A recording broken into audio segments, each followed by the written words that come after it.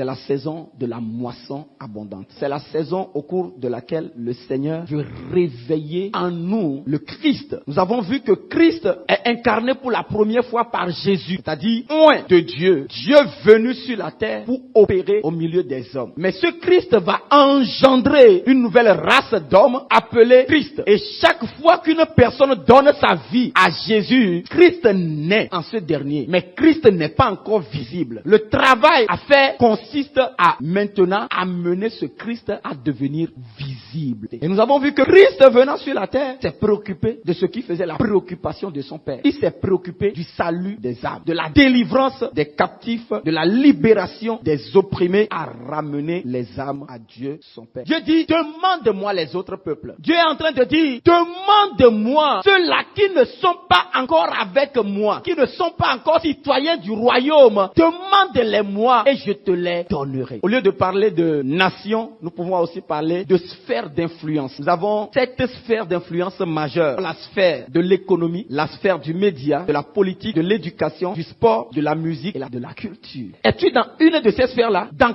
quelle sphère te trouves-tu? Dieu te dit, réclame-moi les gens de ta sphère. Je te les donnerai. Combien sont déjà venus au Seigneur dans cette sphère à travers toi? Pour combien tu pries? Tu demandes au Seigneur, donne-moi l'opportunité de trouver une petite brèche pour lui parler de Jésus. Tu dois demander à Dieu d'ouvrir une brèche. Pendant que vous êtes en train de parler d'affaires, la personne présente une situation où tu sens qu'elle est souffrante. Ça ne veut pas dire que si tu es dans la sphère de l'éducation, tu ne peux pas réclamer les gens de la sphère de l'économie. Mais le Seigneur t'a positionné dans la sphère de l'éducation, même si c'est juste pour une saison. Dans cette saison-là, tu es dans cette sphère pour un but. Même les temps où toi et moi, nous étions encore dans le monde où nous ne connaissons pas Dieu, c'était des saisons de nos vies. Pour Dieu, ces saisons n'étaient pas du hasard. C'était des saisons où Dieu t'a permis de faire des erreurs qui seront pour toi une expérience que tu peux partager avec quelqu'un demain pour la délivrance de ce dernier. Donc, chaque saison de la vie est importante. Aucune saison de ta vie n'est une saison banale. Aucune personne placée à côté de toi n'est inutile. Quel que soit le cœur endurci de ce dernier, je peux t'assurer que c'est pour travailler un de tes caractères. Dieu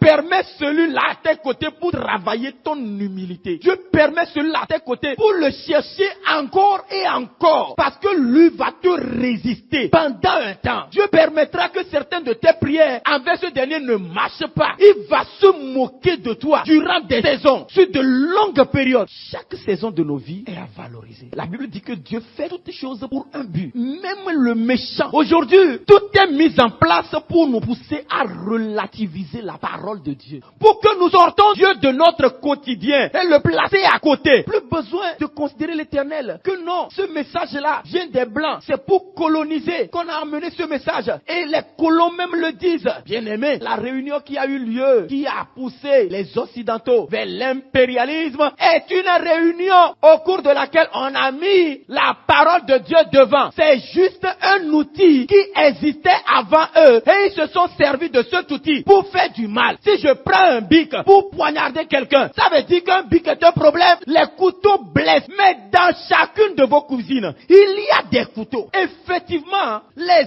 hommes se sont servis.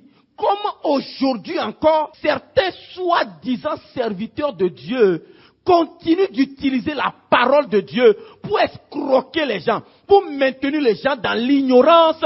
De la même manière, les impérialistes se sont servis de la parole de Dieu pour venir escroquer. Ça ne veut pas dire que c'est eux qui ont rédigé la parole de Dieu. La parole de Dieu existait bien avant eux. Ils se sont servis de cet outil pour venir aliéner certains peuples et les voler. Ça continue encore aujourd'hui. Mais la parole de Dieu n'est pas le problème. Aujourd'hui, le mouvement panafricaniste est un mouvement dont l'ennemi se sert pour nous pousser vers la retour à nos dieux africains. Il y a tout qui est mis en jeu aujourd'hui pour révéler ce que Dieu est en train de dire. Là où au départ, l'homme est le chef du foyer, aujourd'hui ce n'est plus le cas. Ça a changé. Amen. C'est subtil. Mais laisse-moi te dire, dès qu'on commence par dévaloriser la tête, et la tête même accepte sa dévalorisation, c'est fini. Aujourd'hui, les problèmes qu'on rencontre dans les foyers ne font que se multiplier à partir du moment où on parle du droit de la femme. En réalité, le problème ne devrait pas être centré sur la femme. Le problème devrait être centré sur l'homme. Interpeller l'homme.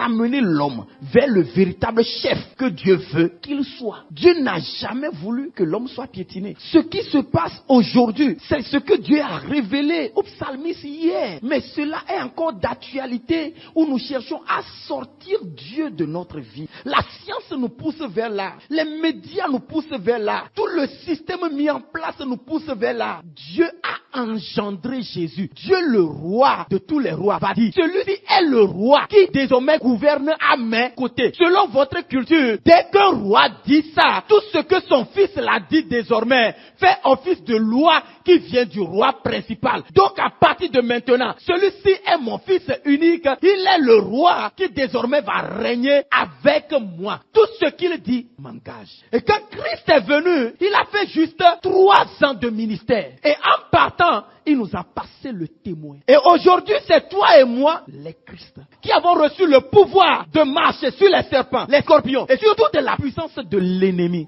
C'est nous qui avons reçu le mandat de continuer l'œuvre que Christ a commencé. Christ est venu pour renverser les tumultes au milieu des peuples, renverser le désordre qui régnait. Et si tu es né de nouveau, tu es le Christ que Dieu veut utiliser aujourd'hui pour faire taire toutes ces paroles, en fait, qui ne sont que des murmures contre Dieu. Alors, à vous, à qui j'ai donné la terre, et qui constatez le désordre, le mépris contre ma loi et contre mon nom, vous venez et réclamez des nations. Vous venez et soupirez d'après les nations. Dites non au désordre que vos yeux voient. C'est vous que j'ai établi sur la terre. C'est vous que j'ai engendré. C'est vous que j'ai sorti du milieu de ce peuple-là, et je vous ai mis à part, consacré mes enfants, à qui j'ai donné le Saint-Esprit, dans le but de réclamer des nations. Vous devez être des visionnaires. Si votre vision se limite au Togo, vous avez échoué. Le Seigneur dit, réclamer des nations. Dieu te dit que tu ne peux pas te limiter à un pays, à un territoire géographique. Réclame les extrémités de la terre. Je te les donnerai en possession. Nous devons soupirer pour que nos parents soient transformés, reçoivent Jésus. Le Seigneur nous parle. Va promptement dans les endroits publics. Ce n'est pas toi qui vas convertir les cœurs. Mais toi, tu as besoin d'une stratégie pour les amener. Parce que le Saint-Esprit veut qu'il s'expose à sa présence. Notre rôle, c'est de tout faire pour les amener. La volonté de Dieu, c'est que sa maison soit remplie. Nous devons être présents partout sur la terre pour annoncer aux gens Jésus les aime. C'est pour cela que nous sommes engendrés. Alors il faut que ta vie chrétienne change. Il y a des moments où Dieu agit instantanément. Il y a des moments où il y a une période qui sépare ta prière et le moment de la manifestation de la guérison. Bénis le Seigneur pour sa parole.